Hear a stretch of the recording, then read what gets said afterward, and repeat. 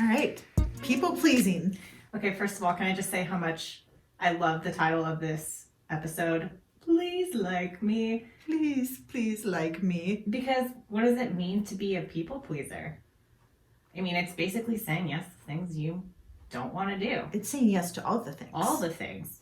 And when I was doing research for this episode, it raised a lot of things for me because I realized that, I said yes to, I was a people pleaser. I am a people pleaser. And I mean, I said yes to things because one, I wanted to keep people happy. This was me growing up in my childhood, a lot in my childhood. Wanted to keep the peace. Two, I didn't want people to be mad at me. If I said no, they may not like me. Hence the Please Like Me title. Please like me. Three, this one also big in my family, keeping the peace. And then the other one is, I want them to like me. So don't be mad at me. I want to keep the peace, be happy, and please like me. And avoid conflict. Yes. Like that's the big theme in all of those things, right? I don't want to be the person who's seen as the troublemaker. Mm-hmm. I'm the good person. It's interesting that things came up for you because things definitely came up for me as they do with all the episodes that we've been doing. This is like my own therapy, guys. To say that it's free, right? It brought up a lot of memories from my childhood. A lot of memories, not good ones, because you're right, a lot of it had to do with keeping the peace. And I got teased by it a lot from my family because, we often associate people pleasing with being a pushover. But according to this emotional coach, Natalie Liu, who I found, she actually said perfectionists tend to be more prone towards people pleasing. Absolutely. And if you think about it, as a perfectionist, you want to do everything right. And that includes making sure that everybody is on board and okay with whatever it is that you're doing. But, being teased by family members about my role in the family as, the people pleaser, to be able to see that, okay, I'm not a pushover, but rather this is just something almost like a defense mechanism. Or what about them calling you a pushover though gets you riled up? Because that one's like pushover, because I think pushovers just, they have a negative connotation, like you don't have a backbone, and that's when I think of a pushover is you don't have a backbone, you can't stand up for yourself. I was weak, and I hate that word. Mm-hmm. And I've probably gone to extreme lengths to exert my dominance probably more than I should have, and I've probably hurt a lot of relationships because of that. So yeah, I think being a pushover, I just felt like my voice wasn't heard, and so that's what was upsetting to me. Who would call you out on being too much of a people pleaser? Because I think that it's funny because people want you to do all the things, right? But then there's a line, and where is that line of, okay, now you're a pushover. Now we know you'll just do it because we said to do it, and Melissa's just going to do it. Like, where's that line? I think I'm still trying to find that, and that's kind of what we'll probably talk about later, is a little bit about boundaries and how once I kind of started to create those boundaries, how it was received by certain family members. But in terms of who would call me that, I was actually often teased for being emotional, because people pleasing is so hard when you're doing it constantly. It's an emotional drain on your body that I would cry a lot because I just didn't know how to handle all of that was being put on my plate. And then I would get teased for that too, of like, oh God, Melissa's crying again, but it was because I was trying to please everyone. So I was like a silent sufferer. I'd cry in my room, and actually did this up until maybe a year ago, maybe not even that long ago. I'd have what's called my annual purge. And you're like, oh, I do that with my closet and stuff. But it, to me, was like an emotional purging. And so I would suppress like all these like feelings I had, resentment. And then all of a sudden, like the smallest thing, like, I don't know, like I spilled water on the floor. And then all of a sudden something so small and not important would just like surface all of these. And I would like turn to my husband and I'd be like, I need to excuse myself right now. And he knew what it was. And then I'd go and lock myself in the room for like an hour, bawling, like, that ugly cry. Mm-hmm. But then I would feel better. Now I've later learned that that's not healthy, but definitely people pleasing and my role within the family has definitely helped perpetuate that. And so I think just identifying what's causing it, and then like how do I start to get out of that and create those steps and to be able to say no to things that I don't want to do. And I know that this is something that you yourself have kind of been exploring in the past few years, saying no to things. I think even before the Rona really hit, you were looking at your calendar and just like, what do I do?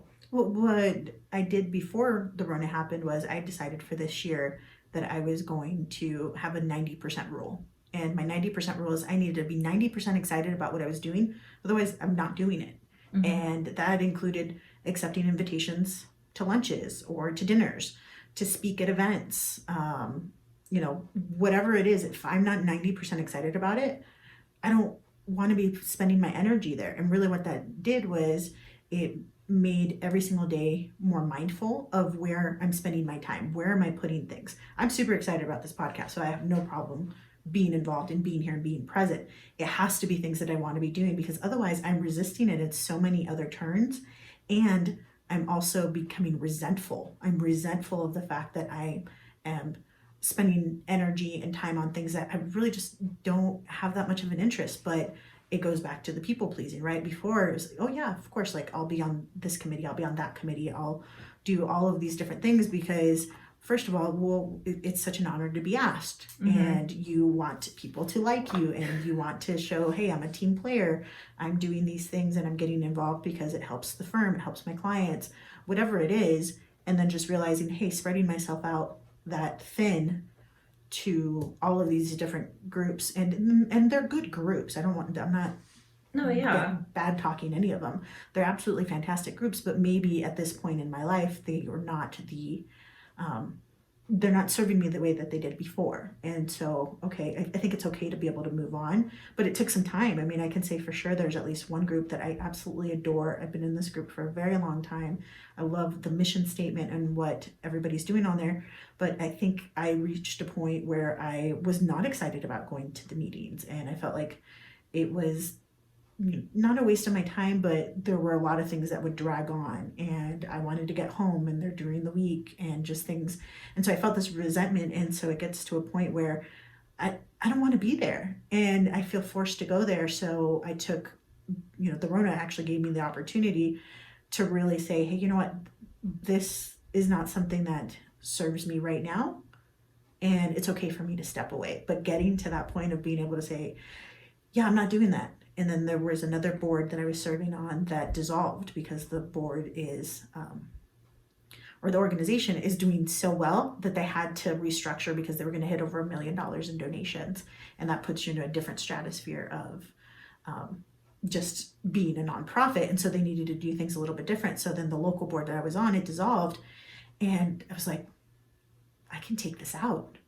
And I did. And they had planned different roles for everybody of here's how you could help, here's how we still want you in the organization. I'm still helping out. In fact, by the time this episode drops, I won't be fundraising, but currently as I'm recording, I am fundraising for the Cupcake Girls.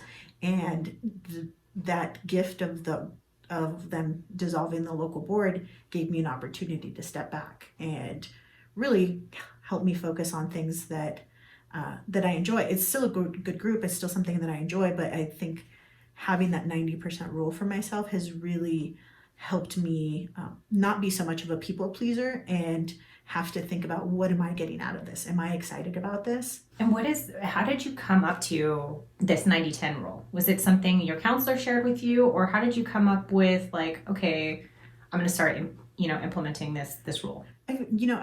Every year I come up with different themes. Mm-hmm. And the big theme for me, I guess in 2019 was I was doing a lot of things and I was just not excited about it. And I was like, well, what can I do to help me with that? And I must have picked it up in some of my readings. I don't have a specific recollection of what it was, but I was like, 90% excited. Like that resonated with me. It needs to be something.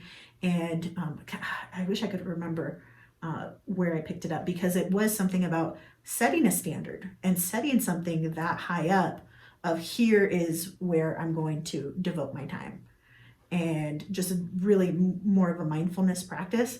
But I don't specifically remember where I got that. But once I heard it, it resonated and I was like, yes, that's what I'm doing.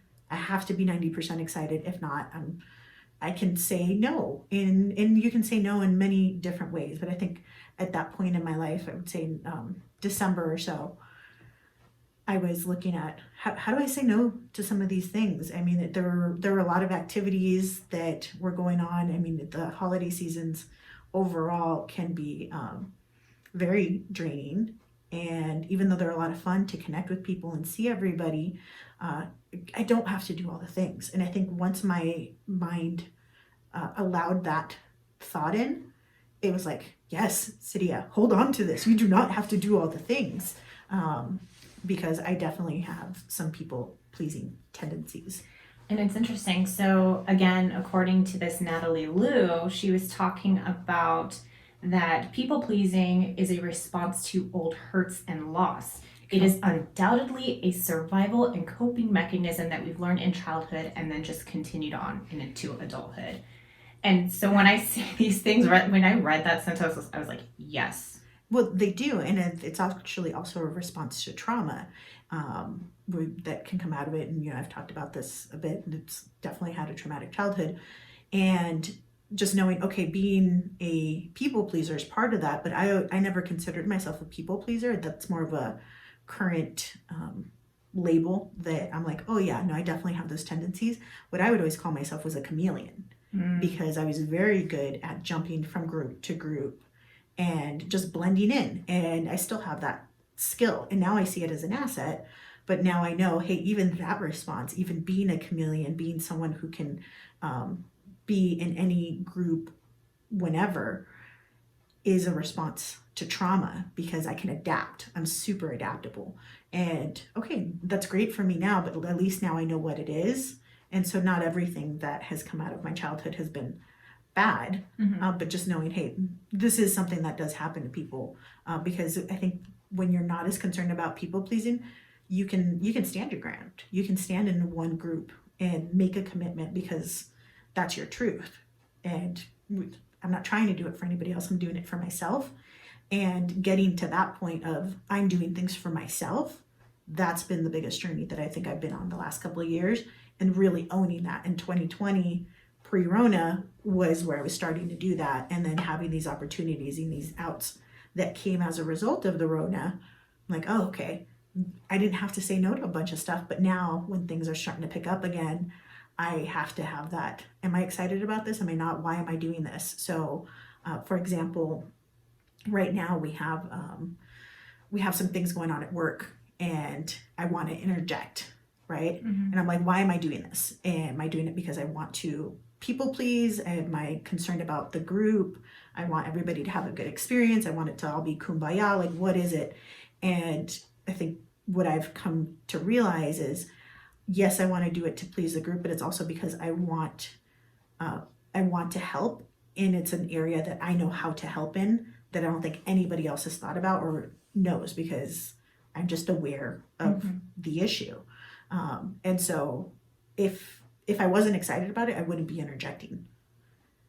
Oh, that makes a lot of sense. And I definitely think, how we define people pleasing, I think, and the reason why we do it, I think, is all different. I think it's interesting. I've never heard of it being a chameleon. But you're right though. Like, people pleasing, I've never labeled myself that until probably this episode. I was just wanted to be like a good host, or, in my family, I was the mediator, but that's also people pleasing. So whatever we term it, I think a lot of us suffer from people pleasing. And I think that a degree of that will always be present in us, because we do want others to be happy, and we love, being of service to others. But at some point we have to be aware of what are we capable of, and is it bringing me energy or is it draining me? For this segment, I think it's really interesting that people pleasing also leads to a lot of resentment. So let's talk about the resentment that can happen from the people pleaser's perspective. Well, before I get into that, again, loving me, this Natalie Liu, because she was saying the reason why we do things is either from a place of guilt or obligation. And so over time that leads to resentment. And it leads to resentment because the people pleaser doesn't see that others are spending the same amount of time or energy on them. And that makes the people pleaser feel robbed, or that the tables like are unevenly stacked. And for me, that really resonated because, again, it's no one's fault in my family that I had harbored this resentment. Again, it was my own doing, me going above and beyond and being, as you would call, extra. But every few months I would be flying back to California to visit family because they had kids and I don't. So, I was always told, well, it's easier for you to fly out here than it is for us, which, I understood at first, and I would, make the trip to come out there. But then after a while, I'm like, why do I always have to be the one that comes out there to see the kids? Or even for holidays. I remember, I created this menu. I flew to California, helped my mother purchase all the items, spent like 2 days cooking. This was right before Christmas. No one offered to help me. I mean, I did it because I wanted my nieces and my nephew to enjoy this, Christmas experience with the family, and like, oh, Aunt Missy cooked this for us, but I was the only one in the kitchen, and then I was the only one doing the dishes, and I just felt so alone. And the whole reason why I went out there was to spend time with my nibblings. That's nieces and nephews produced by my siblings. Nibblings, new term, coining it. So I went out there to see my nibblings, and I didn't get to spend any time with them because I was so busy catering to people's needs. And then I just remember like telling my husband as we got back onto the plane to fly back to Vegas, I was like, never again. I remember that. I was coming back. And then, but then, it wasn't, when I say it wasn't fair to my family, I mean, I started to like not pick up their phone call because I was so angry. But again, I never voiced to them why I was angry, because I'm sure that wasn't their intention. But I felt very much alone, and I was like, I am sick of doing for others. Well, why didn't you ask for help? Because I wanted them to relax and, enjoy themselves. And, some family members, suffer from depression. I just wanted it to be a good experience. But it wasn't a good experience for me. Right. You neglected yourself in doing that. I neglected myself, and I left very resentful. And I found that I was distancing myself from family, which is the complete opposite of what I want, because I'm a big family person. So it was from my own doing, my people-pleasing tendencies, that I created this wedge between me and my family members. I mean, it's better now, but that's because I've started to establish boundaries. Again, is that what helped you change then? Would you say that was your pivotal moment, if you will? Boundaries, and it's similar to your 90-10 rule, but it was more of like, is this bringing me joy, or am I feeling drained?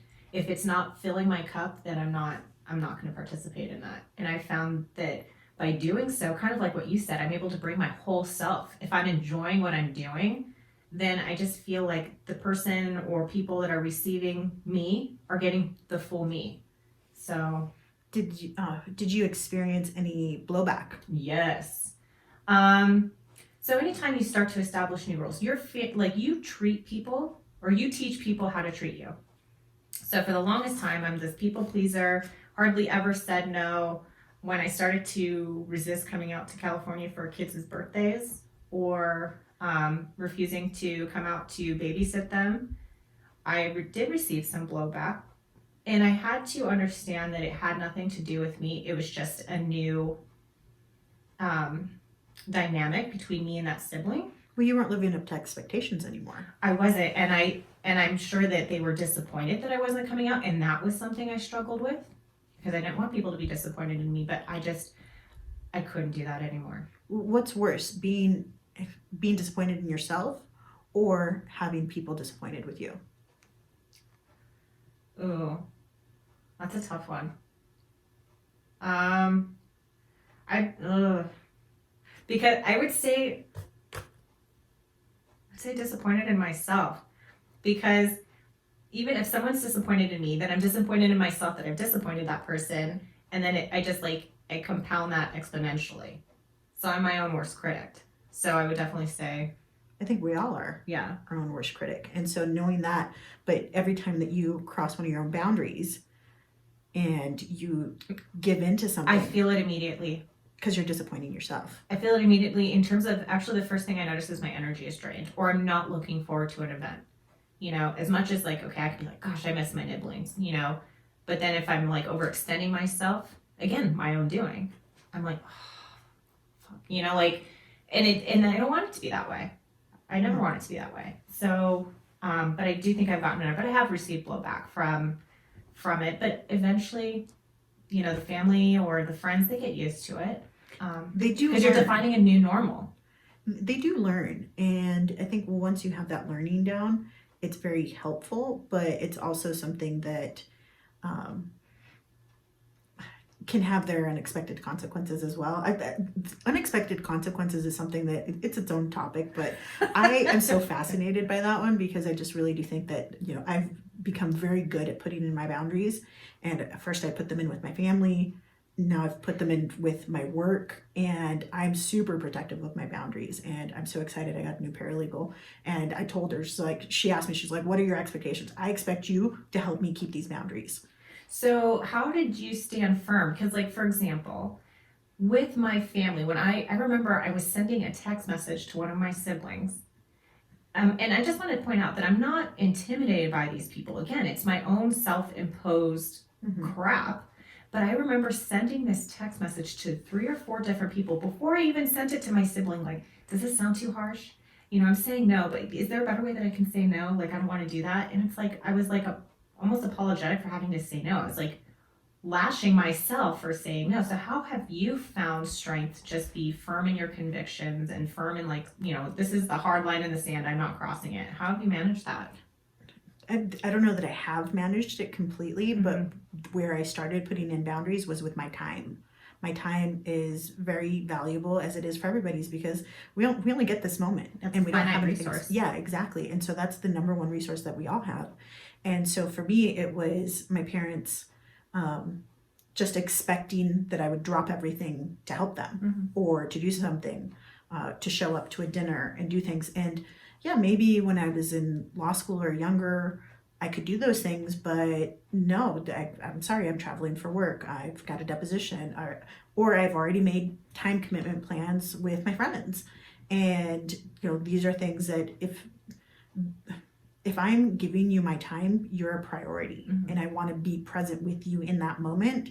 And so when I have somebody, you know, my dad calling and saying, "Hey, we're doing this barbecue for your mom on Saturday," it's like, you couldn't have told me 3 weeks ago. Like, I would have not made these plans. And so when I started saying I'm unavailable, they didn't like it at first. They were like, "What do you mean you're unavailable?" It's like, I mean I'm unavailable. And it was definitely some blowback there, but then they started learning to respect that boundary and just knowing, hey, City is not going to be available. I remember having to tell my mom at some point, I was like, what did you think going to law school meant? What Mhm. did you think I would be doing? Because she was complaining about how much I was working. In hindsight, yeah, I was working a lot, but that comes with the gig. But just having that question where like, what did you think I was doing? Mhm. And I think that helped a little bit. But as soon as they started respecting that boundary of time, they started giving me more notice. And if I was able to do it, great. If I wasn't, you know, they at least felt like, hey, we gave Cydia the opportunity and, you know, she wasn't able to, but maybe it's something I can move around. Maybe I can show up a little bit later. Maybe I could do both things. Now I'm realizing doing both things is still really draining on me. So I'm probably not going to do that anymore in the future. Mhm. But training them on that, um, I became really firm with my boundaries where they also don't come to me for certain things where I'm like, why didn't you come to me sooner? And I was like, okay, again, the unexpected consequences. But I wanted to just share for our listeners how to spot a people pleaser because I think we both realized later in life how to do this. This is from Psychology Today. Here are some questions that you can ask yourself if you believe that you might be a people pleaser or how to spot one. Um, are you motivated by external validation and approval? Okay, that's something you want to keep in mind. Do you conform to other people's opinions? Do you take responsibility for actions that you didn't do? Do you take care of others' emotions instead of your own? Melissa's over here like mentally checking these Oh off my right now. God. Or do you offer unsolicited advice, help, and problem solving strategies? If you have reflected on those questions, you might be a people pleaser, but There's hope for you. there is hope. Okay, the number one thing on this list on 6 steps on how to stop being a people pleaser, you ready? Practice saying no is step number 1. Okay, can you do that? Say no. Go ahead. Say no. Okay, I was actually in a counseling session where I spent the entire session working on saying no. Okay, say no. Why? Okay, no. No, say no with conviction. Say no. No. No. No. No. Okay, that's enough. Okay, but that's No, but but I mean, the that's... word has power. And the reason I'm going over this first step in depth is because I did this with my vocal coach. And part of it was owning the word and owning the space. And if you can't say the word no with conviction, do you really believe it? Are other people going to say agree with you and be like, oh no, that's like a soft no. So no. You're firm about it. Okay. So that's step number 1. You learn to say no. Number 2, stop offering advice or doing things unless you're specifically asked. That's a really tough one for me. That's a tough one for me too. So we're moving on. Step number 3, turn to internal reassurance. I'm going to explain this one a little bit more. Remind yourself about your positive qualities instead of waiting for others to do it. So if you're turn to internal reassurance. Number 4, stop apologizing. Stop apologizing. Please, please, please stop apologizing. You just get creative. I just would want to point out to our listeners that prior to being on recording today, you had to send an email out basically, telling a person no. But even then, it was like the soft no, which we can talk about later. But yeah, there's the hard no and the soft no, but we still... Well, I think there's a way to say no that's respectful. And then there's also a way of saying no that is really bitchy. And I don't necessarily want that on there, right? Because the fact is, I'm not available, period. I already had other plans, whatever it is. There's a way for me to convey that is going to continue to have that relationship open, or is going to be like, well, shit, I'm never asking her for anything again. So stop apologizing is step 4. Step 5, make your own decision and commit to it. And the final step is do something for yourself. So these are ways that you can get out of people pleasing. Coming back to learning how to say no, though, which was step 1 in your, is when I was doing some research, I found a few steps to help how to say no. I agree with you about the conviction. If you believe it, then others are going to believe it too. Like, I know a bunch of people that I talk to that end almost every sentence in a preposition. Like, everything's a question. Huh? And so, so the first step is to start collecting information. How often are you saying yes to versus like how often you're saying no? And to start to record these observations. And as you're recording these observations, also make a note of how do these requests make you feel? How does the person inquiring make you feel? And then ask yourself before you say yes, pause. And and this comes back to something you mentioned in the previous segment, which is, do I even want to do it? And so you have to understand, are you doing this out of desire or out of obligation? If it's desire to do it, absolutely, say yes. But if it's out of obligation, then decline. And that's why they're suggesting that you pause before you say yes, to really kind of make that decision as to which one of those 2 categories this falls into. And then the last one they had was learn the art of the soft no versus the hard no. And the reason why this was so important to me was because, again, I mentioned that in my counseling session, I had to practice saying no. It's like, well, no means no, Melissa. As soon as you say no, like, someone shouldn't ask you. There shouldn't be any more explanation. But I felt the need to explain why I was saying no. So when you're an expert, yeah, you can say the hard no, and no means no. You don't need to explain why. But for people like myself, as they call a recovering people pleaser, you might give a little bit more of an explanation, kind of like you did today. Like, I'm unavailable, whatever it is. You give a little bit more of an explanation because it feels better for you as a person to decline with a short explanation. But that explanation should be no more than 3 sentences. So I was like, but I mean, I like that. We are, or at least for me, I'm a recovering people pleaser. And these are going to be steps that I'm slowly going to have to, implement in my life because, people pleasing is who I am. So to switch off these things that have become normal to me, that's going to take some time. But even saying people pleasing is who I am, that's a mindset issue, right? What would better serve you to say instead of saying I'm a people pleaser, because then your brain's like, oh, Melissa's a people pleaser, like she doesn't want to change that. No, but see, the thing is my counselor also told me that like that's just who I am. Now, how much I flex that muscle is entirely up to me. So there's certain characteristics of myself that are always going to be part of my DNA. But how much I demonstrate that is totally up to me. Yeah, For but me, you still have at the this power point, to I think change that role. I just If you want to have want to better, be the people more pleaser and defined be known for boundaries that, of that's what fine. that But if it looks no like. longer served you for the reasons that for you've identified, myself, that and then to resentment, demonstrate and it's that, or counterintuitive and let my counterproductive to family the goals know that you what those actually want boundaries of are. spending Because there are quality times where people time will and come to me building for these great advice, memories or with your family. whether it's It's up to you unsolicited or whether not. or not you But, want to keep that and be like, So well, I you know, think for me at this I'm point, I don't really good at necessarily people wanna do away pleasing, with that. I or just you know, wanna finding a create different better, way. clear, defined boundaries of Basically, I'm suggesting my what role in the family. reframe would better and for serve others, you, 'cause I'm- even though I'm it's still sure it part extends of you. outwards as well to, and like, something- my I think spouse for or me to at this like, point, work I colleagues, think right? I just want to have better, more defined boundaries of what that looks like for myself, and then to demonstrate that or let my family know what those boundaries are. Because there are times where people will come to me for advice, or whether it's unsolicited or not. But so I think for me at this point, I don't necessarily want to do away with that. I just want to create better, clear, defined boundaries of my role in the family, and for others, because I'm sure it extends outwards as well to like my spouse, or to even like work colleagues, right?